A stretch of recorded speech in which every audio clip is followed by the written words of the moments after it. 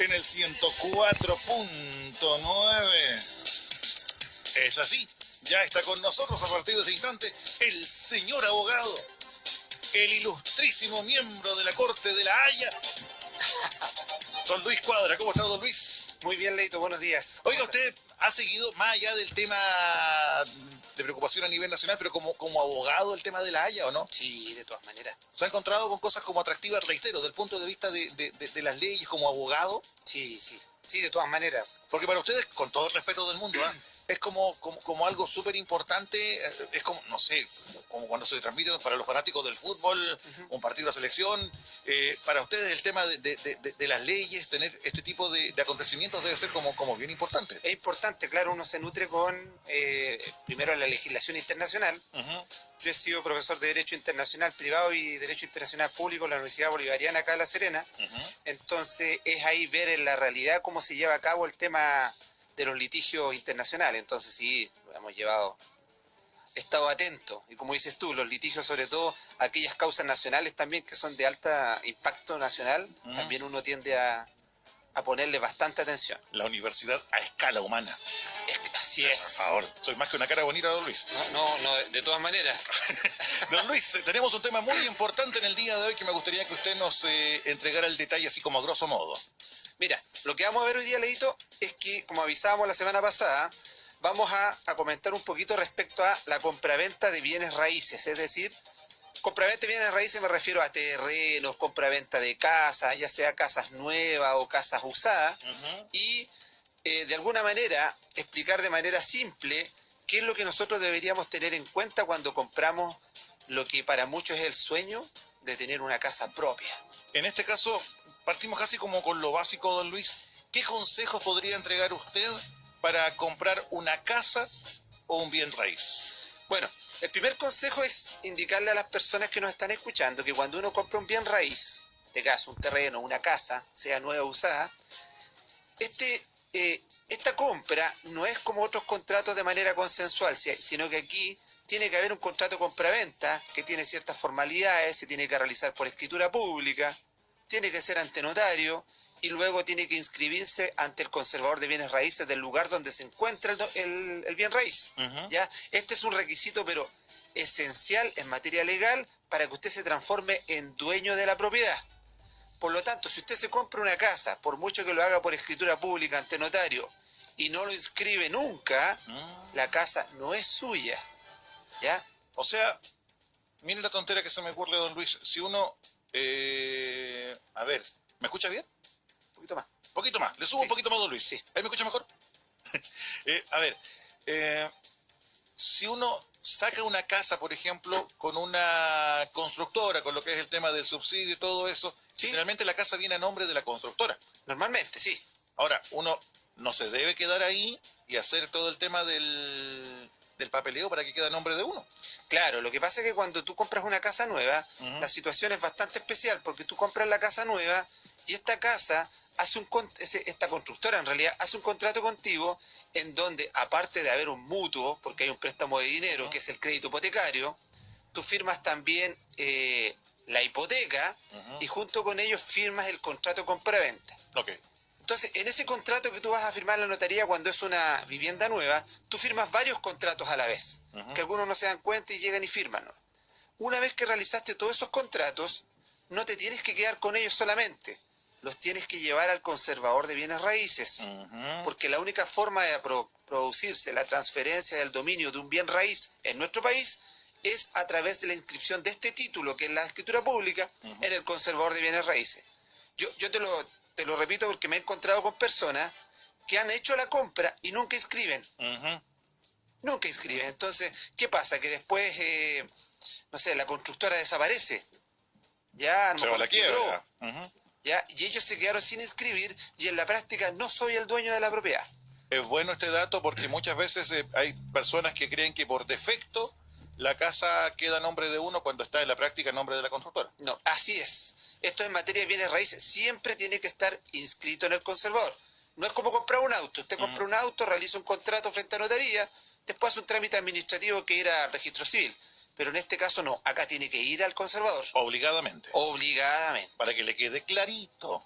Ahora, Siguiendo con el tema de don Luis, ¿en qué me debería fijar antes de comprar un bien raíz? Bueno, en lo principal que habría que fijarse, en primer lugar, es verificar si el inmueble que está comprando, su casa en este caso, está o no está inscrito a nombre del vendedor en el registro de propiedad. Registro de propiedad que lleva el conservador de bienes raíces. Debe revisar que la propiedad no tenga gravámenes o litigios pendientes. Okay. ¿Ya? Y además que las contribuciones se encuentren pagadas y confirmar quién es el propietario. La pregunta es, ¿cómo obtengo todos estos datos? Usted va con la dirección de la propiedad o con el rol de la propiedad que está pretendiendo comprar al conservador de bienes raíces y solicita documentos. En este caso, primero un certificado de dominio vigente, ¿ya? Luego, un certificado que se llama de hipotecas y gravámenes y puede pedir un certificado de prohibiciones de enajenar. Ahora, todos estos documentos son importantes, ¿por qué? Porque en el certificado de dominio vigente va a aparecer quién es el actual dueño de la propiedad. ¿Ya? ¿Y eso qué me va a decir? Que la persona que me está vendiendo efectivamente es el dueño hoy de la propiedad y tiene la facultad de poder transferirme el dominio. Si tiene hipoteca y gravámenes también es importante porque puede que este señor tenga la propiedad pero esté pagando un crédito hipotecario. Y si está pagando un crédito hipotecario, la propiedad va a estar de alguna manera el crédito que él tomó garantizado con una hipoteca. Y si yo compro una propiedad con hipoteca, asumo un riesgo enorme. ¿Por qué? Porque en el momento de que yo compro la propiedad, las propiedades con hipotecas se pueden vender, ¿ya? Pero si usted la compra, asume el riesgo de que después esta persona que tomó el crédito hipotecario deje de pagarle al banco y el banco, como una manera de hacer efectiva la garantía, remate su casa. Ahora, independiente que haya una compra-venta de por medio, porque las hipotecas son una situación real, es una garantía muy especial, que en la práctica jurídicamente hablando es una garantía real, la cual se puede hacer valer en manos de la persona que lo tenga. Da lo mismo si fue el titular del crédito o no. ¿Ya? Entonces, hay que tener mucho cuidado. Comprar una casa con hipoteca es un alto riesgo. Porque probablemente la persona va a recibir el dinero del vendedor y después se va a olvidar de pagar. Por ejemplo, volviendo al tema de las casas nuevas. Sí. Suele ocurrir, abogado, que la persona que compra la casa no le gusta el sector. Y al año, a los 2 años, la vende. ¿Ya? Y ahí está con todo el tema de la hipoteca. Está con la hipoteca. Entonces, es un tema no menor a tener en consideración. Hay que tener en consideración. ¿Qué es lo que tendría que hacer ahí este señor?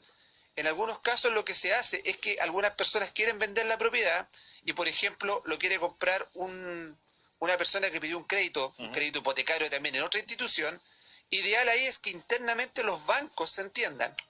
Entonces, en donde el banco que yo tengo como comprador se entienda con el banco del vendedor e internamente cuando haga la transferencia de dinero, el dinero que yo estoy obteniendo como crédito hipotecario pague la propiedad, pero junto con pagarla levante y alce las hipotecas. ¿Para qué? Para que la nueva propiedad quede limpia y saneada y que conjuntamente con eso el nuevo banco me hipoteque la casa que yo estoy comprando, porque obviamente el banco va a hipotecar para poder tener una garantía. Acá nadie dice que no lo haga, pero sí el tema es que si vas a comprar una casa que está con hipoteca, resguárdese, en este caso con el tema de consultas con abogado y también obviamente con su ejecutivo bancario. Sí, entonces la hipoteca es bastante importante. Aquí, ¿cómo reviso? Si hay una hipoteca, asume el riesgo, ¿ya? Ahora bien, puede que además de la hipoteca tenga otras prohibiciones. Imaginemos que la propiedad ha sido considerada un bien familiar. Cuando hay un bien familiar, no se puede hacer una venta de la casa a menos que exista una resolución judicial. Con respecto al tema familiar, Luis, ha pasado en más de alguna oportunidad que uno se encuentra con un bien raíz que le llama la atención, que le gusta, que le atrae, pero que se encuentra que el vendedor no es solamente un vendedor, sino que es un conjunto de herederos. ¿Qué pasa en esta situación? En este caso, cuando se trata de un conjunto de herederos, como hablas tú, Leito, si quien vende, en este caso, es una sucesión, es decir, un conjunto de herederos, que normalmente pasa cuando el papá tiene una propiedad, fallece y hay varios hijos. En esos casos, lo que se forma ahí es una comunidad de herederos. Y en la práctica son los copropietarios de la propiedad. En este caso, todos deben estar de acuerdo para realizar la venta. Eso es lo primero. Pues todos tienen que firmar la escritura de compraventa, que es aquella que se va a realizar frente al notario. no basta un contrato simple entre particulares y debe reducirse este contrato a escritura pública, como le decía ante notario, la que luego se tiene que inscribir en el conservador de bienes raíces del lugar donde se ubica el bien raíz. Esta inscripción es fundamental porque, no está de más repetirlo, es una de los requisitos fundamentales para poder transferir el dominio. Ahora bien, hay una situación aquí que se me viene a la mente. A veces existen varios hermanos, los cuales tienen como sucesión una casa. Y resulta que, por ejemplo, sean 5 hermanos. 4 de ellos quieren vender. Y hay uno de ellos que dice, es que yo no voy a vender. No voy a dar la firma. Y si yo no doy la firma, nadie puede vender. Y eso es un error. ¿Ya?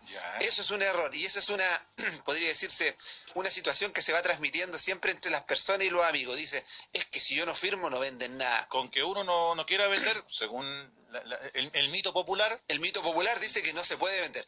Eso es totalmente errado. ¿Por qué? Porque el tema es al revés.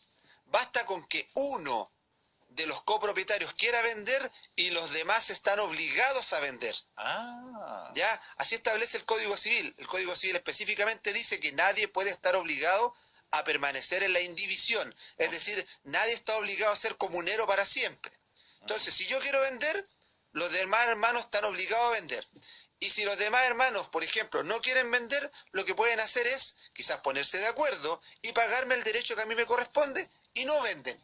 Pero ellos adquieren mi derecho. Ya. Clarísimo, señor abogado. Ahora, ¿cuáles son los pasos a seguir para comprar un inmueble? Bueno, primero reacción de un contrato. Y un buen contrato. Lo básico. Un buen contrato. Hay que redactar un muy buen contrato. Yo le aconsejo, independiente del tema de lo que pueda pasar en la notaría, todos los amigos notarios que existen, pero nunca está de más que el contrato ojalá sea lo más personalizado posible para la persona que está comprando. Es decir, que lo encarguen a un abogado ¿para qué? Para que él lo realice con todas aquellas cláusulas en las cuales usted quede protegido cuando usted compre. Entonces, realice un contrato de escritura de compraventa. Luego el abogado va a tener que sacar una serie de documentos que en general persiguen que el comprador no sea estafado. ¿Ya? ¿Por qué? Porque en lo esencial, lo que se recomienda acá es que la persona antes de comprar realice un estudio de título. Y ha pasado lamentablemente muchas veces, Luis, con el tema de compra de terrenos. Sí. Que se encuentran con sorpresas muy lamentables y que llega al tema de la estafa. Sobre todo en nuestra ciudad, en donde se venden atractivos terrenos a muy bajo precio y resultan ser sucesiones de derecho y además que lo venden como terreno urbano y están ubicados en territorios rurales. Y la gente tiene que tener mucho cuidado. Si yo me compro un terreno en un lugar rural, la ley establece que el lugar es rural, o sea, está destinado al cultivo, a la agricultura, no está destinado a la vivienda residencial. Por lo tanto, lo que va a pasar es que después yo no puedo colocar una casa, solicitar después la regularización por el municipio, no puedo pedir después que vaya la empresa eléctrica y de agua potable a instalarme. ¿Por qué? Porque no cumplo con la normativa vigente. Además, lo que puede pasar acá es que en algún momento, cuando se compra en cesión de derecho, si usted no está de acuerdo con los demás copropietarios, puede que no llegue a realizar las cosas que haría un propietario común y corriente en una propiedad que es propia y es única. Entonces, tener mucho cuidado. Tenemos casos aquí bastante emblemáticos. Aquí tenemos Alfalfare, donde se hizo un tema así, y hoy día en Pan de Azúcar hay situaciones iguales. Hoy día la ley establece una limitación. Por ejemplo, los predios rurales no se pueden subdividir. ¿Por qué? Porque se supone que el predio rural está realizado para agricultura. ¿Ya? Y hay una situación que quiero recalcar, que algunos dicen, y compran en estas sesiones de derecho, le dicen, mire, la casa tiene agua. No, no tiene agua, pero ¿sabe qué? Tenemos napas subterráneas. Entonces usted viene, hace un hoyo, pone una bomba y saca agüita. Pero el problema está en algo muy importante, Leito, que hoy día en Chile el agua tiene dueño. Hoy día nosotros, lamentablemente, a nivel internacional, somos uno de los pocos países, quizás el único, que tiene en donde el agua dulce, el agua de río, tiene dueño. Entonces, si usted compra una propiedad y dentro de la escritura de compraventa usted no tiene derechos de agua, no puede venir y hacer un hoyo y sacar agua, porque de eso se estaría aprovechando de un derecho que le corresponde a otro. Y lo más probable es que usted va a bajar la cantidad fluvial de agua del verdadero dueño y esta persona se va a dar cuenta y lo va a demandar. Okay. ¿Ya? Entonces, ojo con eso. Si se va a comprar un terreno, no es tan simple como hacer un hoyito y sacar agua, sino que en la escritura pública tienen que haber la venta de los derechos de agua determinados. Habíamos quedado, que lo interrumpí yo, Luis, con el tema de contar con la ayuda o la asesoría de un abogado para lo que es el tema del estudio de título. Sí. Entonces, luego, me imagino que después se redacta todo esto para poder entregar la tranquilidad al futuro comprador. Sí, hoy día la compra de una vivienda está a veces, no sé, 30, 40, 50. Hoy día yo me he encontrado con casas 7.000 UFs. Tremendas casas. Entonces, hoy día realizar un estudio de título es una inversión y se tiene que tomar como dentro del costo de la vivienda. ¿Por qué? Porque si usted no realiza un estudio de título, lo más probable es que después lo va a pasar mal. El estudio de título, ¿qué verifica? Verifica que la propiedad no tenga prohibiciones de vender, que no hayan hipotecas y gravámenes, que no existan litigios pendientes, porque puede que esa propiedad, en la práctica, usted lo revise, esté limpio, pero resulta que en varios tribunales de Chile existen juicios que están iniciándose en contra de la propiedad para poder embargarla. Entonces se revisa eso, se revisa el pago de las contribuciones. Recuerda que hoy día, por el impuesto territorial, si tú no pagas, podrías igual llegar al remate de la vivienda. ¿Ya? Entonces, se revisa contribuciones, se revisa si el lugar tiene agua o no tiene agua, si tienes derecho, si tienes energía eléctrica, si tienes tema de basura, qué pasa con el tema de la servidumbre, porque hoy día los terrenos, las servidumbres son, por ejemplo, si hay un camino o no cerca de tu casa en el cual tú estés obligado a tolerar que pasen camiones, que pasen una cantidad de personas a otros terrenos. Entonces, todo eso lo revisa un estudio de título. Y nosotros, como estudio jurídico, revisamos las propiedades hasta un máximo de 30 años hacia atrás. O sea, revisamos todos los dueños que ha tenido la propiedad antes y lo legítimo que ha sido el título para que cuando usted compre se sienta seguro que no va a tener ninguno de esos problemas. Se da cuenta, uno muchas veces cree que lo importante es juntar el dinero, entregarlo, vender, comprar, pero nos encontramos, por ejemplo, con que es básico y elemental el contar, por ejemplo, con la asesoría de un estudio de abogados, de un abogado para algo tan básico, pero desconocido para nosotros, por ejemplo, como es el estudio de título. El estudio de título. Y el estudio de título en materia de compraventa de una casa es bastante importante y sabes que el costo es un costo muy bajo. Un estudio de título no supera los 200.000 pesos. ¿Ya? Para una casa que vale 80. Como usted lo acaba de decir, abogado, es una inversión, pero también es un seguro para uno. Para uno. Porque uno se puede evitar cuántos millones en pérdidas con lo que es esta inversión. Sí. Ahora bien, cuando usted compra una vivienda nueva, normalmente el estudio de título ya está listo.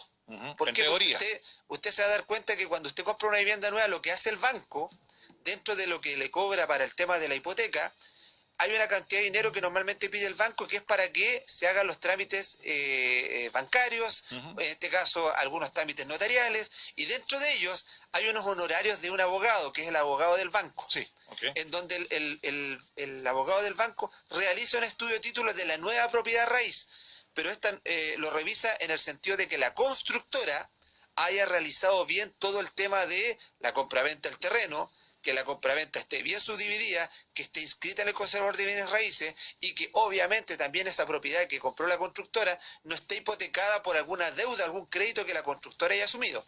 Pero normalmente en las viviendas nuevas ese estudio de título lo hace el banco. ¿Por qué? Porque al banco es uno de los primeros que le interesa que su propiedad no sea embargada. Que esté saneada. Que esté saneada. ¿Y que esté saneada por qué? Porque ellos mismos, cuando ustedes le dan el dinero para el crédito hipotecario, ponen la casa como una garantía de pago y la hipotecan.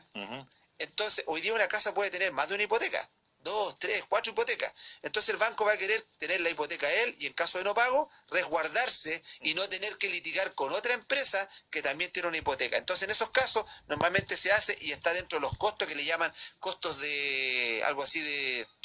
Se me fue la palabra, pero tiene unos costos que de la gestión previa a la compra de un bien raíz. Pero en los casos de las viviendas usadas, este estudio de título tiene que hacerlo uno de manera particular. Y podríamos decir obligatorio.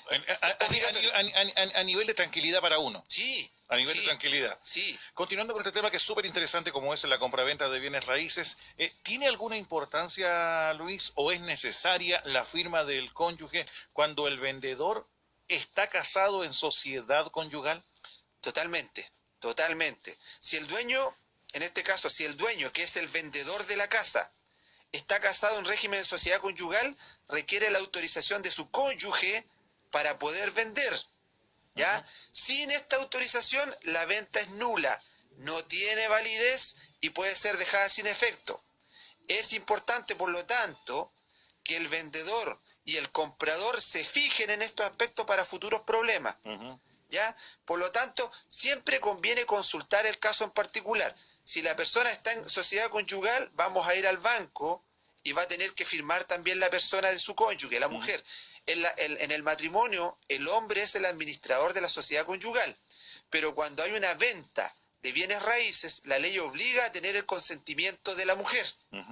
Ahora bien, si la mujer estuviera casada en sociedad conyugal y ella adquirió una casa basada en el artículo 150 del Código Civil, que se llama patrimonio reservado a la mujer casada, ella podría eventualmente vender su propiedad sin la necesidad de que el marido lo autorice.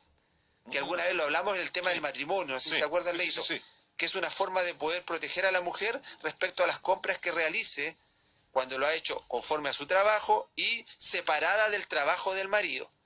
Estamos conversando en el día de hoy y como cada semana, puntualmente hoy día miércoles, es cada día jueves la sección con don Luis Cuadra de Elqui Abogados durante esta jornada con lo que es la compra-venta de bienes raíces. Luis, a esta hora puede que esté mucha gente con la idea, con también las tratativas, las negociaciones de comprar un bien raíz. A título así como en buena onda, don Luis, ¿nos podría dar algunos consejos, algunos tips para tener en cuenta antes de comprar un bien raíz? Antes de comprar. Algunos datitos, algunos tips, como dices tú. Primero, bueno, la idea es disminuir al máximo los riesgos, ¿ya? Porque la inversión es bastante alta y significa una inversión que es de por vida casi a veces. Uno ya se jubila y termina recién de pagar la casa. Primero, en la casa o departamento piloto, usted tiene que pedir el detalle de las especificaciones técnicas de las casas. Estas siempre deben estar inscritas en una notaría y a disposición del público. No hay que conformarse con los folletos que están destinados a publicitar el producto. Porque muestran siempre lo bonito. Siempre muestran lo bonito y si usted se da cuenta, abajo dicen imágenes referenciales. Para tratar de alguna manera de desvincular la responsabilidad. No, usted pida lo que corresponde, que esto debe estar inscrito en una notaría. Pregunte, infórmese sobre la trayectoria de la inmobiliaria y de la constructora. ¿Ya? Tema no menor. Un tema no menor, o sea, ¿dónde han vendido? ¿Dónde han construido? ¿Qué pasa? ¿Alguna vez han tenido demandas por tema de compraventas, de alguna estafa? El concepto de la postventa. De la postventa también, muchas veces no se percata de eso, cómo es la reacción con la postventa de la constructora. Con la postventa, de todas maneras. Y si los inmuebles están en construcción, solicite el nombre del profesional que está a cargo de la obra. No es relevante que sepa cuál es el gerente o representante legal. Hay que identificar al profesional señalado, ya que es mejor esta situación antes que averiguar quién es el jefe de la obra. Porque si sé cuál es el profesional a cargo, puedo saber también la calidad de la propiedad a la cual yo voy a acceder. También sepa cuáles son los servicios de postventa, como dices tú, Leito, y el nombre del encargado. Esto es importante en este aspecto, la postventa. ¿Por qué? Porque recuerden que la constructora en casas nuevas tiene una responsabilidad después de la compra, ¿ya? Que incluso la ley la obliga hasta 10 años después de vendido el inmueble. Hasta 10 años. Hasta 10 años. Porque ¿ya? hay algunos que dicen, no, al primer año y no. No, hasta 10 años. Hasta 10 años. Y vamos a ver en qué casos y qué es lo que puede responder hasta 10 años. ¿Ya? Mire qué bueno. Cerciórese de las terminaciones más importantes. Vea la impermeabilización de la casa, ya sea exterior y la techumbre, la red de agua, la grifería, los sanitarios, los cerámicos, el revestimiento de los pisos y los muros, las puertas y las ventanas, los muebles de cocina, la calefacción, el calefón y las calderas. Revise todo. Yo en alguna ocasión me encontré con una persona que compró una casa, ¿ya? Y no revisó esto porque a veces viene todo embutido, bien amoblado. Resulta que se le ocurrió prender la cocina y había una fuga de gas enorme. Ya que se dieron cuenta solamente por el olor, llamaron a la empresa de gas y la empresa de gas mandó a los técnicos y se dieron cuenta que por un descuido no se habían puesto algunas mangueras y no se habían apretado, no se habían atornillado. Si esto hubiera ocurrido, una situación distinta podría haber provocado un incendio, una inflamación y cosas así.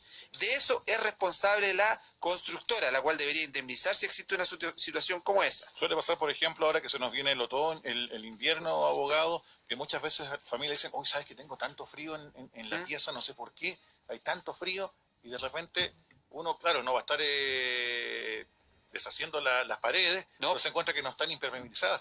Así es. Entonces es importante que usted consulte las características técnicas de su vivienda. Usted tiene derecho a saber cuáles son las características, si existe entre las paredes alguna posibilidad de algún tema que provoque calefacción o que mantenga la casa de alguna manera en invierno ojalá con calor y en verano ojalá fresco. ¿Pero por qué? Porque a veces cuando usted va a comprar muestran lo bonito, muestran todo lo que a usted le gustaría tener, pero después en un afán de ahorro se eliminan muchas cosas que uno después no le consta si están o no están. No sabemos después si las paredes están o no con el revestimiento adecuado. Sí. Entonces, por eso, consulte. Hay que solicitar información respecto a los materiales usados para la construcción de la casa y las marcas de los artefactos. Siempre pedir todo por escrito, ¿ya? Porque usted lo usó alguna vez como una palabra. Sí. Las palabras se las lleva el viento. Guarde los folletos de publicidad, los letreros y cualquier otra forma de promocionar la venta, ya que para los efectos legales, y esto es muy importante, se entienden que todos estos folletos están incorporados al contrato de compraventa que ofertó la constructora en la publicidad. Ahora, todo lo que acaba de decir el señor abogado no es un favor que le hace la inmobiliaria, No. es su obligación. Es su obligación. Claro, usted no crea que esto es un favor y que bajan del Olimpo para entregarle esta información. Es su obligación entregar todos los detalles, mucho más allá del lindo folletito, díptico, tríptico, sino que todos los detalles con respecto a su vivienda. Todos los detalles de la vivienda. Incluso hoy día la ley de protección de derechos del consumidor establece las situaciones cuando usted compra en verde. Cuando usted compra en verde, porque cuando usted compra en verde le muestra una vivienda espectacular, con piscinas, quinchos, salas de cine y un montón de cosas. Entonces, en ese caso, cuando aún no se ha construido, hay que hacer valer con mayor razón los derechos que la empresa le está ofreciendo al momento de contratar. Se debe respetar la fecha de entrega de la casa, la existencia de sala de eventos, de piscina o de cualquier otro elemento que ellos hayan ofrecido como algo atractivo para el consumidor. Y al momento de elegir, obviamente, la futura compra de esta casa, estos deben estar presentes. Y ojo, que hoy día la ley estableció que cuando se compra en verde, las empresas constructoras tienen que contratar un seguro en caso de que después la construcción no se lleve a cabo. ¿Qué pasa, Luis? A ver, sé que estoy mezclando peras con manzanas, pero por ejemplo, uno cuando va a una tienda de retail, compra un producto, si no le gusta lo puede cambiar, si no se siente satisfecho lo puede cambiar. ¿Qué pasa con una casa que estamos hablando de otro tema? Y por ejemplo, yo a los 3 meses no me siento conforme por una serie de defectos que tiene la casa. ¿Tengo algún derecho o solamente asumir que, lo van a reparar, van a ver si pueden hacer algo? ¿Ya? Mira, lo que pasa es que en ese caso que tú me estás nombrando, deberíamos tener en cuenta varias cosas. En este caso nosotros firmamos un contrato compra-venta, en el cual establece que existen ciertas especificaciones mínimas que se establecen en donde indica que la constructora me está vendiendo la casa con ciertas condiciones. En el evento que estas condiciones no se cumplan, por ejemplo, tengo el alcantarillado en el patio, me pasó con una persona que dentro de todo el barrio no se le ocurrió nada mejor a la constructora que poner el desagüe de todo el sector en el patio de una de las viviendas. ¿Ya? Wow, ¿ya? Entonces, ¿qué pasó? Que en algún momento esto se llegó a tapar, saturar, y llegaba la empresa de aguas sanitarias, tenía que entrar a su propiedad, destapar el lugar, y era una incomodidad enorme, situación que nunca fue informada. Okay. ¿Ya? Entonces, ¿qué se puede hacer en estos casos? Primero, alegar incumplimiento de contrato, porque no están cumpliendo con lo que se prometió. Segundo, podríamos en algún momento, cuando la situación ya es bastante grave, solicitar la resolución del contrato en virtud de algunas situaciones que son ocultas, ¿ya? Que son cosas que al momento de comprar el vendedor debió poner en mi conocimiento y no lo hizo. ¿Ya? Que esto también se podría aplicar con las casas usadas, Leito. Imaginemos que compramos una casa, porque las casas usadas hoy día en Chile no tienen garantía. Usted hoy día se compra una casa usada y no tienen una garantía. Usted firma el contrato y se supone que usted recibió la casa en las condiciones en las que está y la recibe conforme. Pero ¿qué pasa que, por ejemplo, que por fuera usted, sin ser un constructor civil, sin ser un arquitecto, no se da cuenta que la casa tiene polillas? Hoy día la plaga en Coquimbo y La Serena son las polillas. Sí. Imagínense que tiene polillas y resulta que después de un mes se le empieza a caer el techo. Resulta que esas situaciones se supone que en la práctica fueron de conocimiento del vendedor, pero el vendedor las ocultó al momento de venderla. Eso son lo que en la ley se conoce como los vicios ocultos. Y esos vicios ocultos son indemnizables. Obviamente esta persona, no obstante no existir una garantía como tal en el contrato, se tiene que hacer responsable de aquellas situaciones que debió haberme dicho y que yo no tenía conocimiento. Reitero, de repente uno mezcla peras con manzanas, abogado. Esas son las palabras, las preguntas, ¿cuánto era? Imbéciles y estúpidas. No, preguntas malvadas. No, sino que ¿qué garantías tiene uno, por ejemplo, con lo que es la participación de los llamados corredores de propiedades? Ellos tienen que garantizar el tema de cuando uno compra un bien, porque uno tiene la sensación, y puedo estar muy equivocado, y a lo mejor caigo en la injusticia de la caricatura, de pensar que el corredor solamente el nexo para pagarle al dueño y que se queda con la comisión, pero nada más. Mira, normalmente los corredores de propiedades son, en términos generales, lo que tú dices, un nexo. Pero aquí la responsabilidad del corredor de propiedades va a tener mucho que ver con el contrato que tú firmes con ellos. ¿Ya? Si en ese contrato el corredor de propiedades establece una responsabilidad respecto a la vivienda que te está buscando, obviamente habría una responsabilidad. Ahora, cuando tú haces un contrato con un corredor de propiedades, tú les estás entregando en algunas ocasiones un mandato, que es lo que la gente conoce como un poder. Si tú les entregas un mandato a un corredor de propiedades, ellos están obligados después a responder y a hacerse responsables del mandato que tú les entregaste. Si tú hiciste un contrato simple donde solamente le pides que te busque una vivienda y que ojalá sea de un precio determinado, normalmente la responsabilidad va a ser muy limitada del corredor de propiedades. Por eso, lo importante en esto es que los auditores, si van a elegir un corredor de propiedades, que sea una empresa seria, que no sea el corredor de propiedades que no tiene una oficina instalada, que es una persona que conocieron en la calle, que es un amigo. Que sea una empresa totalmente seria, porque ellos tienen contratos ya listos y establece responsabilidad. Y si a usted no le gusta, porque tiene la posibilidad, lea el contrato. Si no está conforme, busque otro. Busque aquel que realmente se hace responsable. Bueno, y qué mejor que asesorarse con Elqui Abogado. Siempre caemos en el lugar común, en el sentido que si uno va a hacer una inversión tan grande como comprar una casa, por ejemplo, es bueno también dejar un ítem para lo que es el resguardo, para lo que es la protección, y en este caso qué mejor que poder contar con Elqui Abogados. Lo último, con lo que es este tema, que usted lo tocó de manera puntual, pero me gustaría hincarle un poquito más el diente con lo que es el periodo de garantía de una vivienda. Bueno, el periodo de garantía de una vivienda nueva, estamos hablando de una vivienda nueva, porque el periodo de garantía de una vivienda usada va a depender que las partes se pongan de acuerdo y lo puedan establecer en un contrato.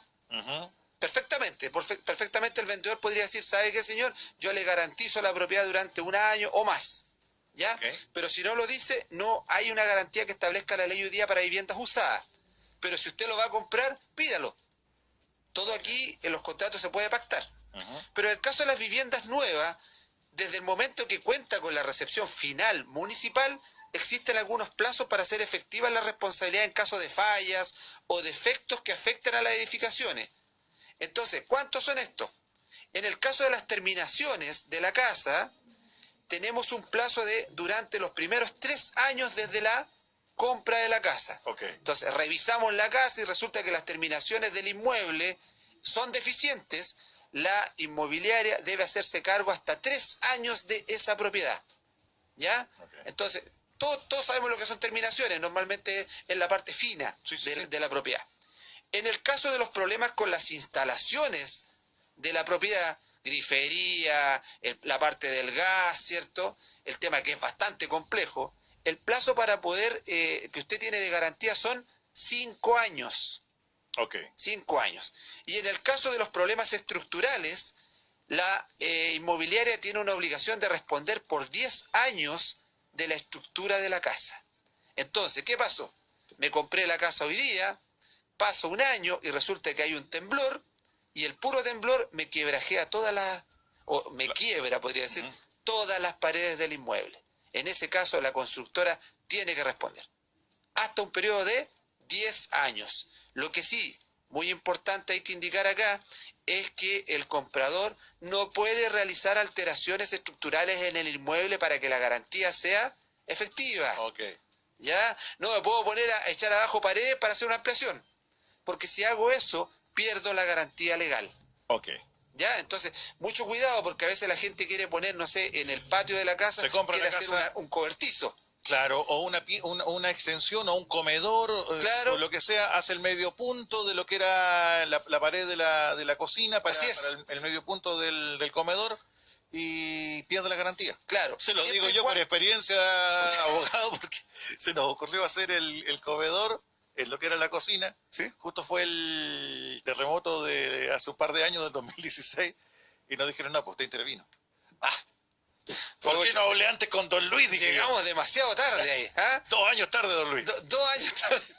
Pues se dan cuenta que estas cosas sí pasan. Sí. Entonces, si alguna vez va a hacer alguna modificación en la casa, no altere la estructura del inmueble, porque va a perder las garantías legales. 2 años y un día llegó tarde, don Luis. Digamos 2 años y un día tarde, pero no se preocupe. Ahora, quienes sí puedan prever esta situación y quienes tengan la idea de poder comprarse un terreno y asesorarse, ¿cómo se pueden comunicar con ustedes, don Luis? Que se comuniquen con nosotros en nuestros teléfonos, Leito, que es el 244-8174, o al teléfono móvil 97655-5520, o por el correo electrónico contacto@elqueabogados.cl, a través de nuestra página web www.elqueabogados.cl. Invitarlos como siempre a nuestro Facebook, que es El Que Abogados, y que revisen nuestras entrevistas a través del portal de YouTube, en donde aparece la agradable voz de don Leo Marc en El Que Abogados a través de YouTube. Más conocido como Pablo Aguilera. Como Pablo Aguilera. Pablo Sabor me voy a llamar, mezcla de Willy Pablo Sabor. Podría ser, don Luis, ¿le puedo robar un poco de su tiempo? Tómeme todo el tiempo que quiera. Consultas. Algunas que tienen que ver con el tema y otras que no. Por ejemplo, que nos llegó muy temprano, que nos escribió un auditor antes de saber el tema puntual, nos quiso preguntar lo siguiente: si le pueden preguntar al abogado si es obligación de ir a trabajar el fin de Semana Santa, y si no, si lo pueden despedir, ya que él trabaja en un mall y van a abrir el fin de semana. ¿Él está en su derecho de negarse o hacer un mall? Lo que pasa es que el feriado de fin de semana que tenemos ahora es un feriado que no es un feriado irrenunciable. Es un feriado común y corriente, es un feriado simple. Entonces, en la práctica, el empleador sí podría llamarlo a trabajar ese fin de semana. Ya, segunda consulta. Buenos días. ¿Le puedo preguntar al señor Luis por la compra de terrenos de 1000 metros cuadrados? Si es verdad que uno compra derecho y no es dueño del terreno. Pregunta don Jorge. No necesariamente de 1000 metros cuadrados. Lo que esa persona se refiere es si cuando compro... a ver, lo que pasa es que existen dos cosas. Usted puede comprar el derecho como propietario de un terreno, ¿cierto? Pero cuando en el lugar existen varias personas que son herederos, lo que usted compra es una cesión del derecho. Imaginemos que muere el papá y existen 4 hijos, ¿cierto? Como le decía recién, los 4 hijos tienen un 25% de porcentaje dentro del derecho del bien que estamos ahí, el terreno. Entonces uno de los hijos se le ocurre vender, lo que hace es me vende su derecho y yo paso a ocupar el lugar de él junto a sus hermanos. Entonces me transformo en un comunero o un copropietario. El tema está que en materia rural, si este terreno es rural, existen restricciones que establece la ley en donde no se puede realizar la partición del terreno en medidas que sean reducidas. O sea, ¿por qué? Porque estamos partiendo del supuesto que el terreno rural es para agricultura. No es para poner una casa o una cabaña, es agricultura. Entonces la ley ha restringido eso. ¿Para qué?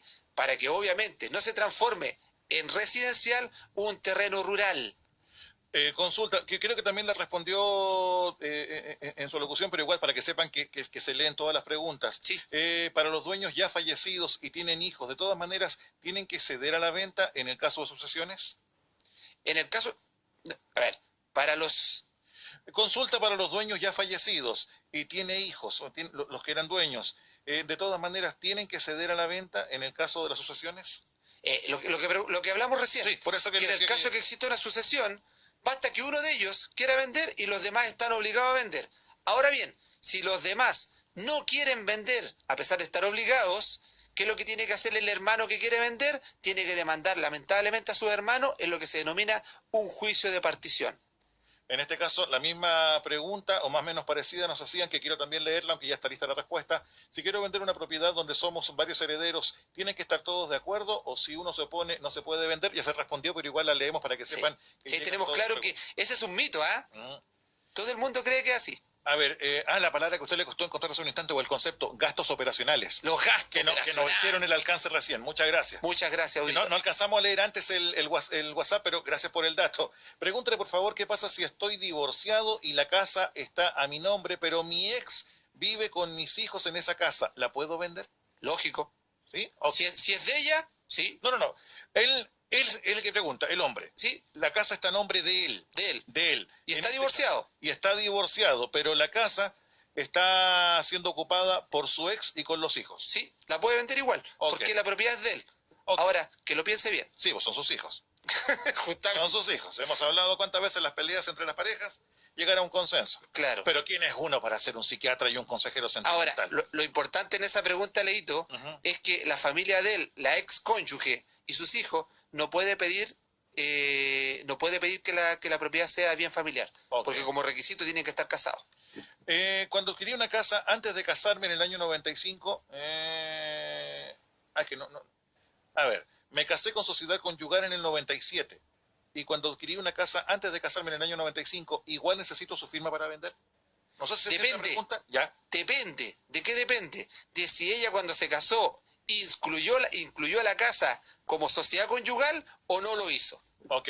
Otra consulta. Escuchaba al abogado y me gustaría saber si puedo exigir a la empresa constructora que no se hizo cargo de la humedad en los muros de mi casa. La compré hace 5 años, más o menos. Tengo entendido que solo arreglaron algunos. ¿Qué puedo hacer? Sí, puede exigirlo, sí. Okay. Puede ir a la inmobiliaria, ¿ya? Ok, otra consulta. Una pregunta. Yo compré una casa nueva por una cooperativa de ahorro y a largo plazo. ¿Puedo negociar con otra entidad bancaria para negociar con la cooperativa y así bajar el interés? Sí se puede. De todas maneras. Es más, cuando el Banco Central establece una baja de interés, lo mejor es llegar, negociar una tasa de interés nueva, pagar el crédito antiguo y poder pagar con el nuevo crédito. Ahora, hay que tener mucho cuidado respecto al contrato que ella firmó con esta cooperativa de ahorro. ¿Por qué? Porque algunos contratos de las cooperativas de ahorro tienen restricciones en donde impiden poder hacer esto. Por lo tanto, lo primero que hay que ver es si existe alguna cláusula que lo impida o no. Si no lo impidiera, sí se puede hacer. Hola, yo postulé a un subsidio con sitio propio con una construcción de una casa nueva. ¿Igual tengo la garantía de la constructora? ¿Se la repito? No, sí lo escuché. Ya. Se compró un sitio ella, ¿cierto? Yo postulé a un subsidio con sitio propio con una construcción de una casa nueva. ¿Igual tengo la garantía de la constructora? Sí, igual. Ok, las últimas consultas, porque ya tiene que irse, señor abogado. Sí, agradecemos su usted va a poner el dedito y me va a echar. No, bajé el volumen, aprendí. Ya. Soy soltera y tengo una sola hija. Si me muero, mi departamento queda para ella. Y si ella se muere, ¿quién queda con mi departamento? ¿El papá? Soy soltera. Pero ella es soltera. Claro, soy soltera y tengo una sola hija. La pregunta es, si me muero, mi departamento queda para ella. Sí. Y si ella se muere, ¿quién queda con mi departamento? ¿El papá? El papá. O ahí entra lo que es su majestad, el Estado, testamento. No. ¿El testamento? Lo que pasa es que dentro de los órdenes sucesorios, cuando tú te mueres, los primeros que heredan cuando tú mueres, los primeros son el cónyuge sobreviviente y los hijos. Ya. Pero después vienen los descendientes. Ok. ¿Ya? Y después cuando, en este caso, muere ella, ¿cierto? La que hereda es su descendiente. Okay. Pero ella, si llegara a tener un hijo, inmediatamente hereda a su hijo. Okay. Pero si por alguna razón ella nunca tiene hijos y llega a fallecer de manera muy joven y su padre aún vive, esa propiedad le va a quedar al papá.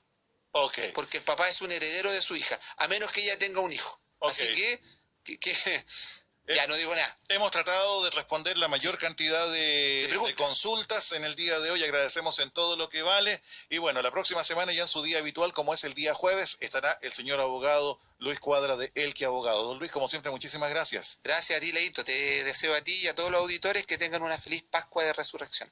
Y no lo olvide, ante cualquier duda, por ejemplo, con lo que es el tema del día de hoy, de la compraventa de un bien raíz, siempre asesórese, siempre tenga el resguardo para su tranquilidad, para su inversión, de estar con lo que es la guía, la asesoría de un abogado. Y si es con don Luis Cuadra, mucho mejor. Gracias, don Luis. Muchas gracias a ti, Leito. Ahora sí, va el dedito. Ahora sí. Es la hora X en el 104.9. Es una presentación de FF Sistemas Computacionales. 11 de la mañana, con 22 minutos. ¿Quiere mejorar su negocio?